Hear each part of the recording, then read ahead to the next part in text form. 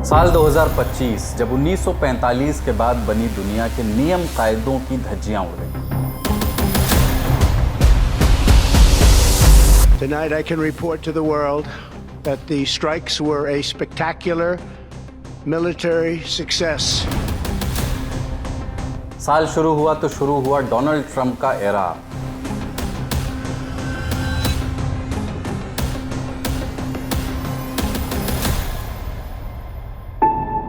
America ने 3 अलग अलग महाद्वीपों में बम बरसाए, कुल 5 देशों को निशाना बनाया। एशिया में यमन और ईरान, अफ्रीका में सोमालिया और नाइजीरिया और दक्षिण अमेरिका में वेनेजुएला।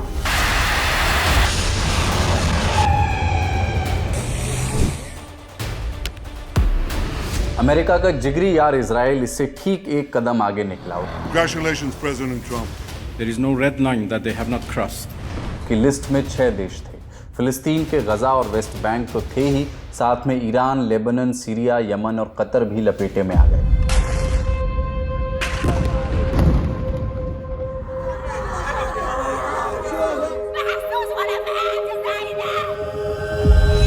पुरानी आग तो बुझी नहीं, नई लपटों के लिए जमीन तलाश ली गई। You don't have the cards right now. You're gambling with World War III. Thank you very much, Vladimir. Next time in Moscow. Oh, that's an interesting one. I don't know. I'll get a little heat on that one, but I could see it possibly happening. रूस Ukraine की जंग चलती रही, Sudan और Myanmar का गृहयुद्ध और भी खौफनाक होता गया।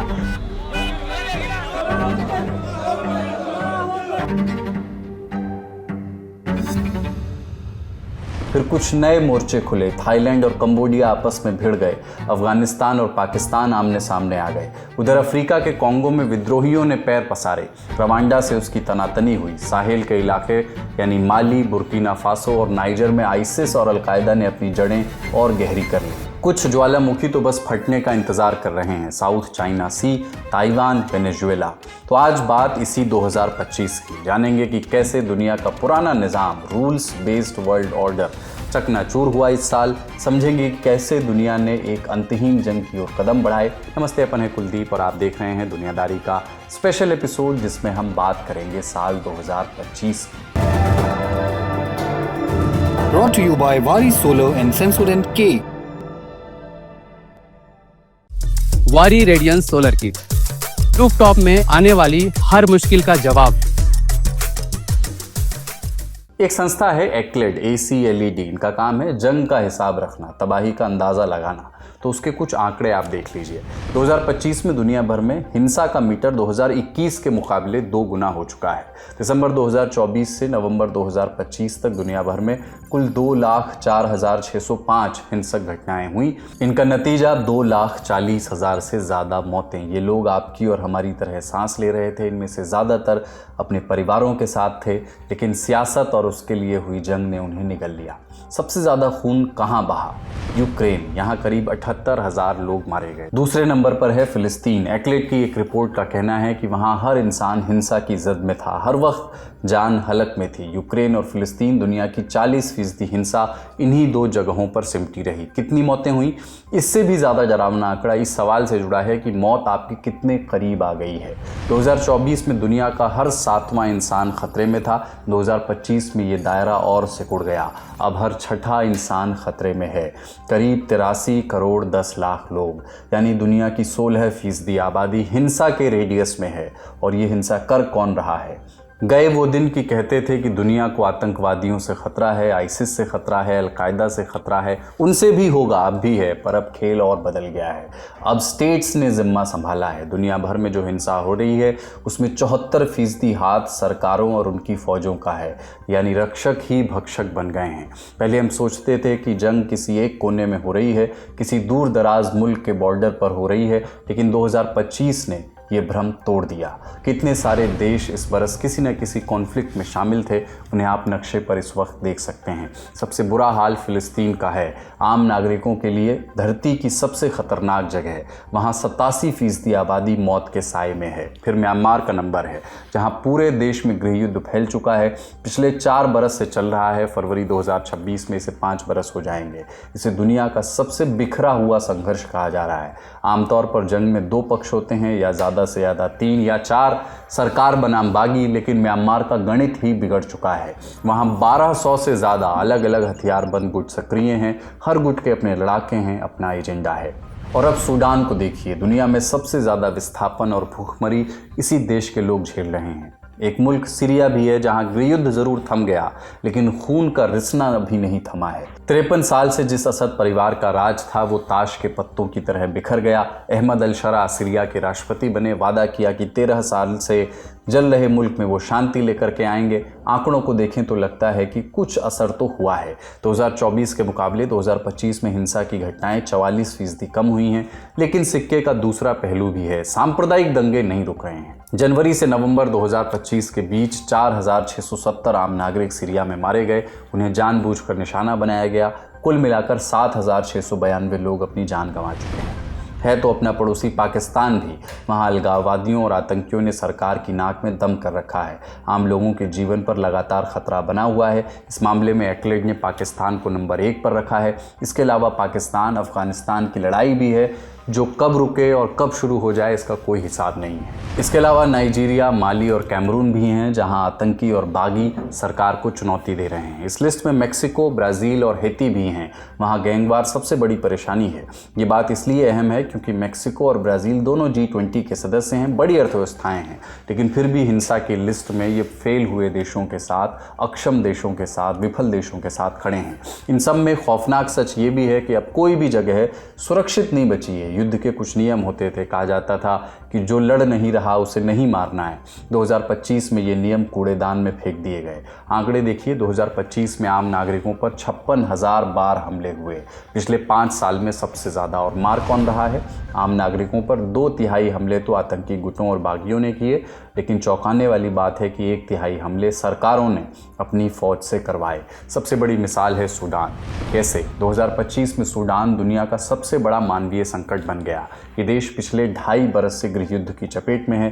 गृहयुद्ध में 2 पक्ष हैं, एक सूडान की आर्मी और दूसरा सूडान का ही paramilitary group rapid support forces RSF। अफसोस ये कि दुनिया ने अपनी आंखें मूंद ली हैं, इसे अनदेखा कर दिया है, जबकि सूडान में जबरन अकाल लाया गया था। नक्शा देखिए, ये सूडान के उत्तरी डारफुर का अल फाशेर शहर है। RSF ने इस शहर को जीतने के बाद चारों तरफ बालू और मिट्टी की दीवारें खड़ी कर दी, खाना पहुंचाने के रास्ते बंद कर दिए। कब्जे के बाद उसके लड़ाकों ने निहत्थे लोगों को गोलियां मारी। रिपोर्ट्स के मुताबिक इस कब्जे के दौरान करीब 1300 लोग मारे गए थे। ऑनलाइन ऐसे वीडियोस मौजूद हैं जिनमें RSF के लड़ाके निहत्थे लोगों को गोली मारते हुए दिख रहे हैं। तबाही का मंजर इतना भयानक था कि शहर में पड़ी लाशें अंतरिक्ष से भी दिखाई दे रही थीं। हालात इतने बुरे थे कि इसे IPC ने फेज़ 5 का फैमिन करार दिया, आसान भाषा में कहें तो मौत। यूनिसेफ ने बताया कि जब से जंग शुरू हुई तब से 5 लाख से ज़्यादा बच्चे भूख और बीमारी से यहाँ मारे गए।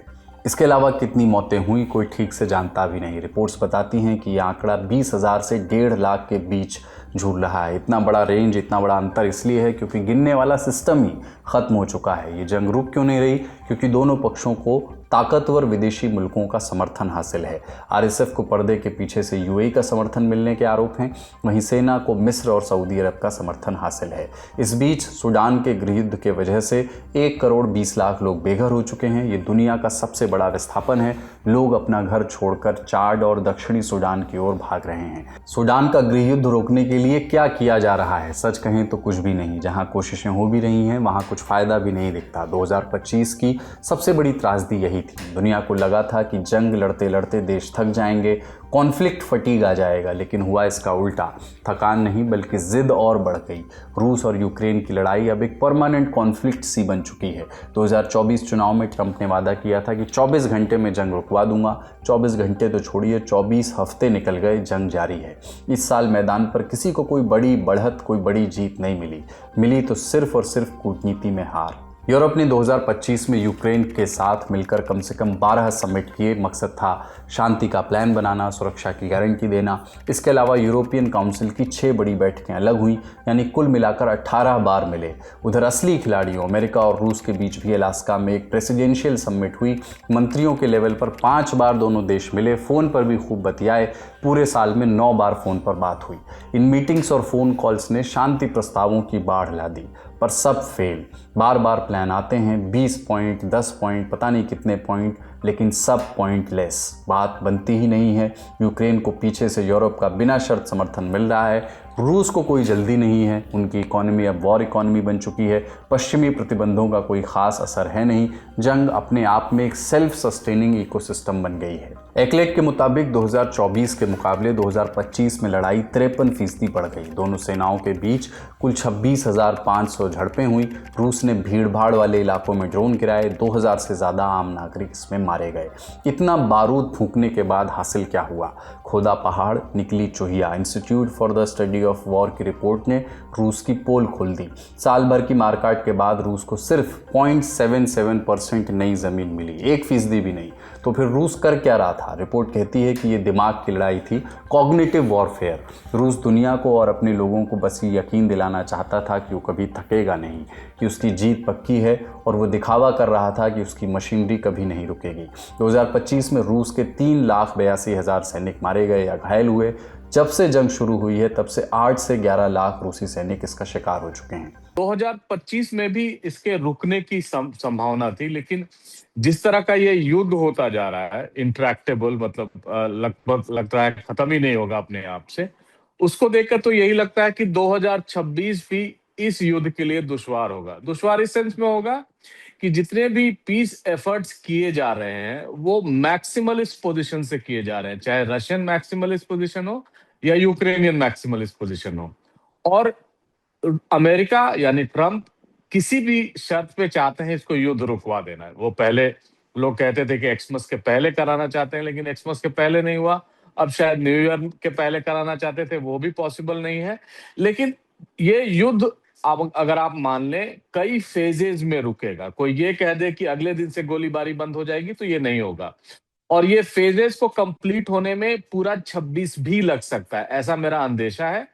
और आने वाला साल 2026 रूस और यूक्रेन के लिए बहुत बड़ा साल होगा, और काफी बड़ी उपलब्धियां मुझे लग रहा है अगर ये युद्ध शांत हुआ तो, या शांत होने की बात भी हुई तो। मुझे ये भी लग रहा है कि 2026 में ये एक फ्रोजन कॉन्फ्लिक्ट में तब्दील हो जाएगा। कुछ अग्रीमेंट्स होंगे, कुछ अग्रीमेंट्स नहीं होंगे, लेकिन जो फ्रोजन कॉन्फ्लिक्ट्स में होता है कि गोलीबारी चलती रहती है, वार्ताएं भी चलती रहती हैं, कभी शांत कभी तेज, वैसी ही स्थिति रहेगी। लेकिन जो एक्चुअल लैंड इन्वेजन है, मुझे लगता है अगर शांति वार्ताएं सफल हुई तो उसके बाद एक्चुअल लैंड इन्वेजन रुक जाएगा, जो रूस इस समय कर रहा है और जिसमें वो काफी हद तक आगे भी बढ़ चुका है। Sensodent, toothpaste for sensitive teeth. ये खेल कब तक चलेगा इसका कोई हिसाब नहीं है। अब खौफ ये है कि कहीं ये लड़ाई यूक्रेन से बढ़कर नेटो की ओर ना फिसल जाए। इस पर कभी और बात करेंगे। फिलहाल मिडिल ईस्ट का रुख करते हैं। कहानी शुरू हुई थी 7 अक्टूबर 2023 को। 2025 आते आते ये जंग पूरे इलाके में फैल गई। 2025 में इस पूरे इलाके में 26,000 से ज़्यादा लोग मारे गए। 2025 में इजराइल ने अपना कैनवस बड़ा कर लिया। पश्चिम एशिया के नक्शे पर जहां उंगली रखी है वहां इजराइल ने हमले किए। इजराइल ने 2025 में सबसे ज़्यादा देशों पर हमले किए, कुल 6 देश। इस इलाके में इजराइल ने 12,500 बार सैन्य कार्रवाई की, यानी हर घंटे कहीं ना कहीं धमाका। गजा का क्या हाल रहा? साल की शुरुआत और अंत दोनों सीज़फायर के वादों से हुए, लेकिन बीच का पन्ना खून से सना रहा। जनवरी 2025 में ट्रंप के आने से पहले एक समझौता हुआ, बंधक बदले गए, लेकिन मार्च आते आते बेंजामिन नेतन्याहू का मन बदल गया। हमले फिर शुरू हो गए। इस बीच एक अजीब वाकया हुआ। कतर में शांति वार्ता चल रही थी। अमेरिका, मिस्र और कतर बात करवा रहे थे। इजराइल ने बात करने वालों को ही उड़ा दिया। कतर में हमास की लीडरशिप पर हमला किया। 6 लोग मारे गए। इसमें 5 वो लोग थे जो नेगोशिएटर थे, यानी जो सुलह करवा रहे थे। दुनिया ने थू थू की। फिर 10 अक्टूबर 2025 को सीज़ फायर का ऐलान हुआ। शर्तें तय हुई। कहा गया कि इजराइल पीछे हटेगा। लेकिन सीज़ फायर के बाद भी पिछले 2 महीनों में 350 फिलिस्तीनी मारे गए। इजरायली हमलों में जनवरी से अब तक 16,000 से ज़्यादा लोग जान गंवा चुके हैं। गजा के 53% हिस्से पर आज भी इजराइल का कब्जा है। वेस्ट बैंक का हाल और बुरा है। वहाँ निहत्थे नागरिकों पर हमले दोगुने हो गए हैं। इजरायली सेटलर्स की हिंसा पिछले 10 साल में सबसे ज़्यादा है। ऐसे संकेत नहीं मिलते कि हमास बिल्कुल खत्म होने के कगार पर होगा। बल्कि उल्टा देखा, जितना भी न्यूज़ आ रही है वहां से, उसमें यही अंदेशा मिलता है कि हमास दोबारा से अब जितने भी लीडर्स मारे गए हैं उनको रिप्लेस करने का प्रोसेस स्टार्ट कर चुका है। जितने भी फिलिस्तीनी गाजा में हैं जो हमास का विरोध करते हैं, उनको या तो अरेस्ट किया जा रहा है या उनको एग्जीक्यूट किया जा रहा है। तो हमास कमजोर होता दिखता नहीं, और गाजा से पीछे हटने का इजराइल का कोई अंदेशा दिखता नहीं है। तो मुझे लगता है 2026 में भी अभी फिलहाल ये ऐसा कोई अंदेशा नहीं है कि लड़ाई बिल्कुल समाप्त हो जाएगी। इसको इम्प्लीमेंट करना बहुत मुश्किल है, क्योंकि इसमें गाजा को और हमास को डीमिलिटराइज करने की बात है, जो हमास नहीं मानेगा। अभी तक उस पर कोई समझौता नहीं हुआ है।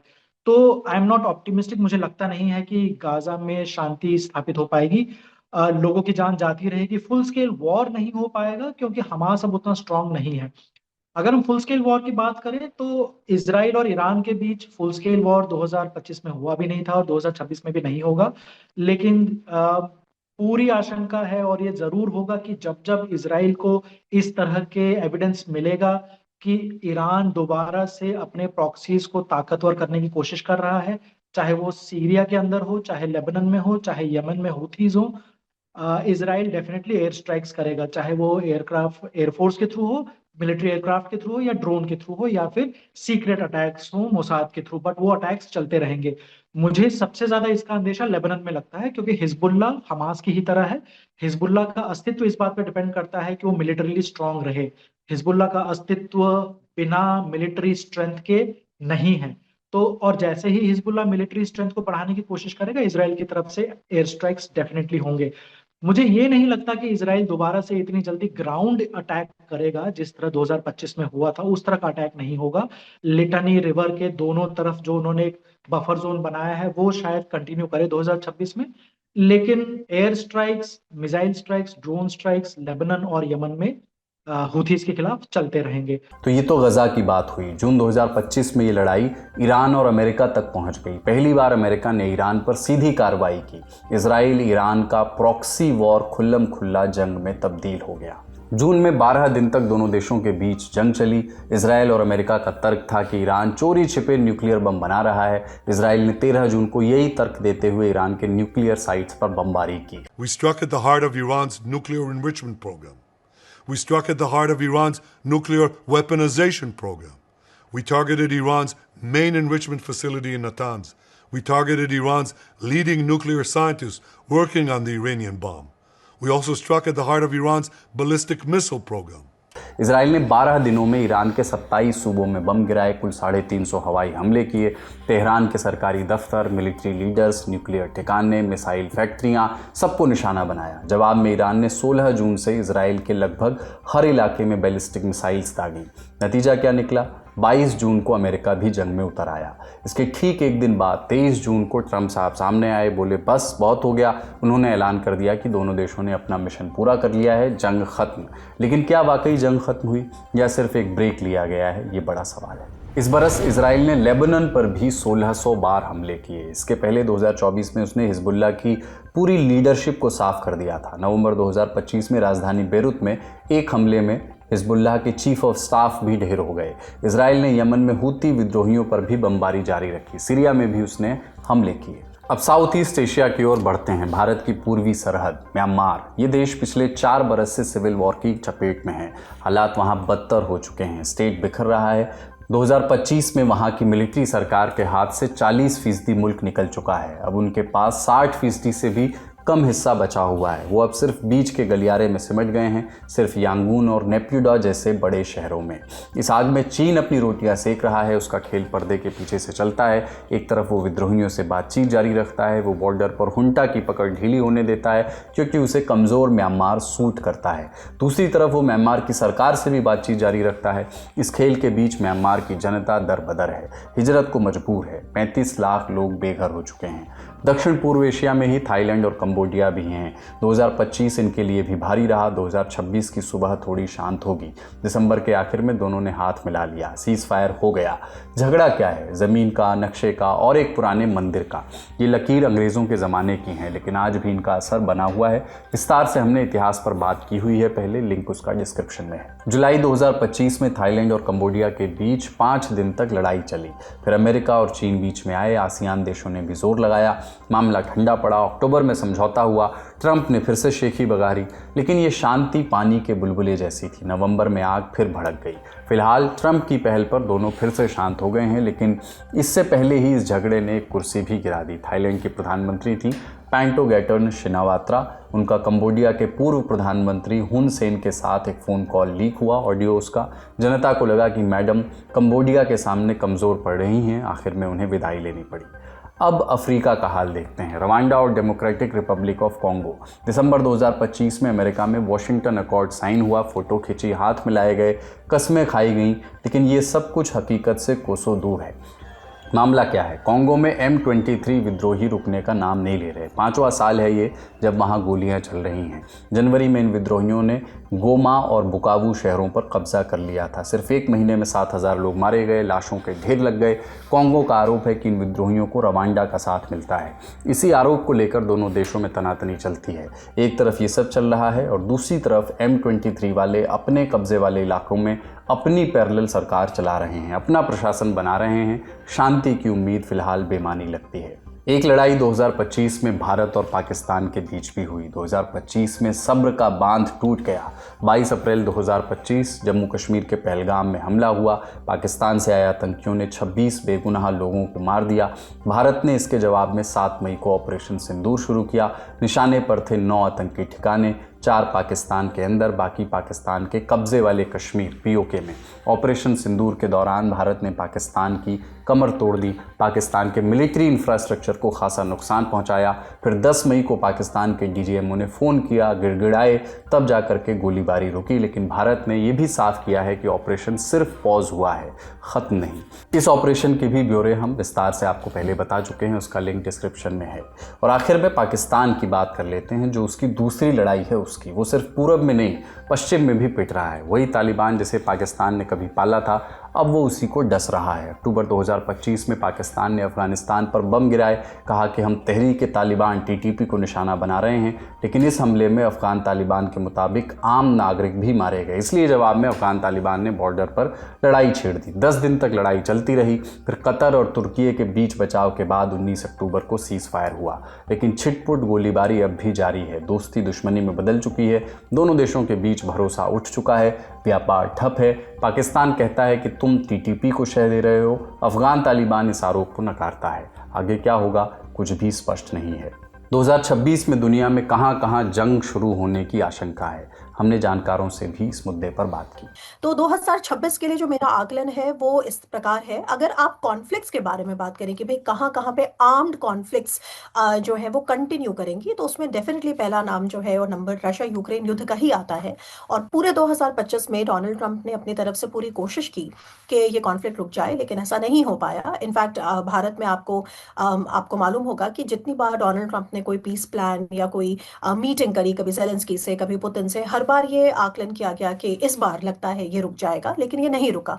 और ये नहीं रुका क्योंकि इसके स्ट्रक्चरल कारण है। तो मैं कारणों में नहीं जा रही हूँ, बस मैं ये बता रही हूँ कि रशिया यूक्रेन युद्ध जो है वो 2026 में कंटिन्यू करेगा। दूसरा देखिए, ऐसा है कि मिडिल ईस्ट एक जो रीजन है जिसको वेस्ट एशिया भी कहते हैं भारत में, वो एक रीजन है जो पूरी तरह से मैं कहूँ तो मतलब उबल रहा है।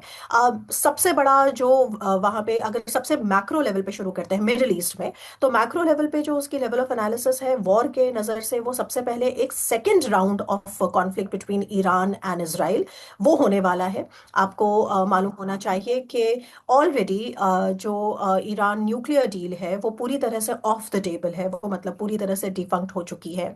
और उसके बाद जो अभी हमें दिख भी रहा है हाल में कि ईरान के अंदर जो चल रहा है बहुत सारा डिस्टेबलाइजेशन, जो पीपल्स मूवमेंट्स चल रहे हैं, तो इजराइल पूरी तरह से उसका कहीं ना कहीं फ़ायदा ज़रूर उठाएगा। तो एक तो ईरान इजराइल का सेकंड जो राउंड है वो हम देखेंगे 2026 में। दूसरा सीरिया, वो अनस्टेबल है। सीरिया का नॉर्थ टर्किश इन्फ्लुएंस में है, वहाँ पे अलग इश्यूज चल रहे हैं। सीरिया का जो साउथ है वो इजरायली इन्फ्लुएंस में है। तो Syria will continue to remain splintered, और वहाँ पे हम ऐसी घटनाएं ज़रूर देखते रहेंगे STF और सीरियन आर्मी के बीच में और एट्सेट्रा। इसमें बहुत सारे प्लेयर्स इन्वॉल्व हैं। दूसरा यमन, यमन में आपने देखा होगा कि कल ही सऊदी अरेबिया और यूनाइटेड अरब एमिरेट्स, जो 2 रीजनल पावर्स हैं GCC के, उनके मध्य एक तरह का फेस ऑफ हुआ। उसके भी कारण बड़े कॉम्प्लेक्स है, लेकिन यमन में जो आप स्पेशली जो साउथ साइड में जो हूती मिडल ईस्ट है वहाँ पर लेकर हम और डिस्टेबलाइजेशन देखेंगे, और यूएई और सऊदी अरेबिया का जो टेंशन है वो भी कहीं ना कहीं किसी हद तक इसको शेप करेगा। थर्ड ऑलरेडी बता चुकी हूँ ईरान और इजराइल के मध्य, बट ईरान के जो अंदर जो डिस्टेबलाइजेशन चल रहा है उसको भी हम देखेंगे कि वो कितनी दूर तक जाता है, कि क्या वो रेजीम चेंज या रेजीम कोलैप्स के लेवल तक जाता है या केवल वो एक उबाल बन के रह जाता है, तो हम ये सब देखेंगे। इसके अतिरिक्त इजराइल और लेबनान के बीच में भी एक लड़ाई चल रही है, वो भी कई बार रिपोर्ट की गई है, तो हम देखेंगे कि वहाँ क्या होता है। और फाइनली मिडल ईस्ट के संदर्भ में जो प्रॉक्सीज वॉर्स चल रहे हैं, जो रिमेनिंग इरानियन प्रॉक्सीज हैं, वो इराक में भी हैं, तो हम इजराइल और इराक के बीच में भी हम कोई टेंशन देख सकते हैं।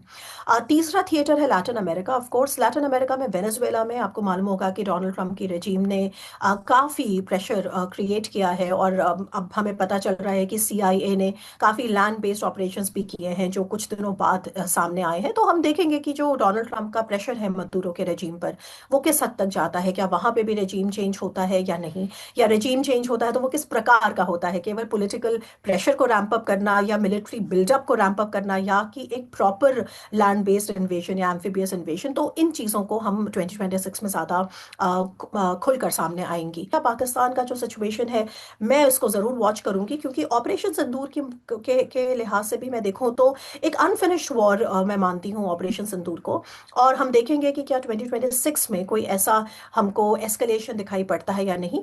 और इसके अलावा कन्वेंशनल वॉर तो नहीं, लेकिन जो एक समीकरण उभर रहा है सामरिक तौर पे पाकिस्तान, चाइना, बांग्लादेश, और उसमें एक टर्की का भी फैक्टर है, उसके वजह से जो डिस्टेबलाइजेशन होता है वो डिस्टेबलाइजेशन के करेगा। मैं इसमें भी मुझे लगता है 2026 में हमें ज़्यादा देखने को मिलेगा, क्योंकि 2026 में बांग्लादेश में सरकार बन जाएगी, और फिर हम देखेंगे कि पाकिस्तान और बांग्लादेश का जो डिफेंस कोऑपरेशन है जो अभी कहा जा रहा है उसमें एक्चुअली कंपोनेंट्स क्या है, उसके वर्टिकल्स क्या है, क्या वो चाइनीज़ मेड वेपन्स हैं या वो कहाँ से आ रहे हैं।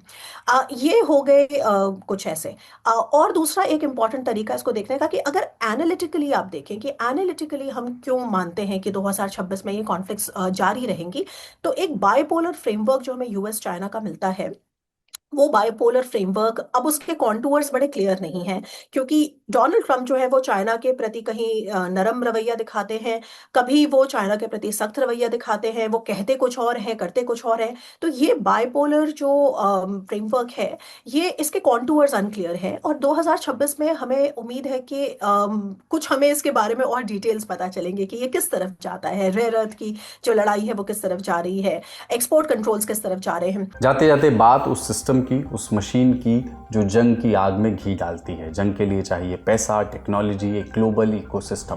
2025 में ये बिजनेस बूम पर था। सिप्री की रिपोर्ट देखिए, दुनिया की टॉप 100 हथियार कंपनियों की कमाई ने रिकॉर्ड तोड़ दिए, $679 बिलियन, यानी पिछले साल से करीब 6% ज़्यादा।